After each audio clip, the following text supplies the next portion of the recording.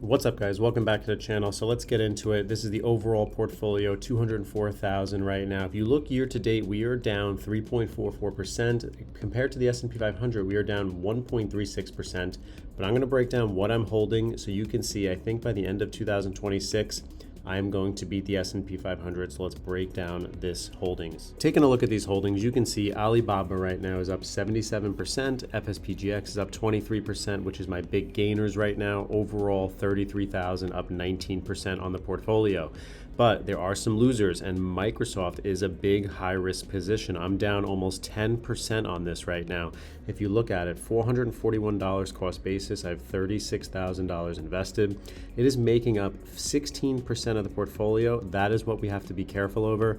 We are currently oversized into Microsoft, but I'm doing this for a reason. I'm going to break down the chart for you in a little bit. But also just some more things I want to talk about. Look at Starbucks, 15% gains, earning that nice dividend, making up 5% of the portfolio.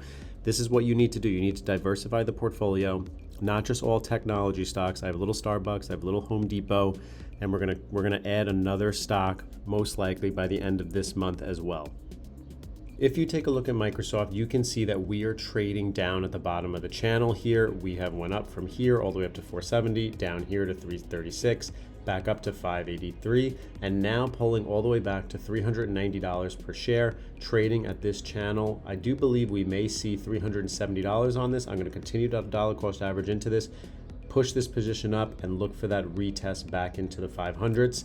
If you look here on the 1-year chart on Microsoft, the RSI is trading at around 30 RSI right now. So for me, this is very bullish.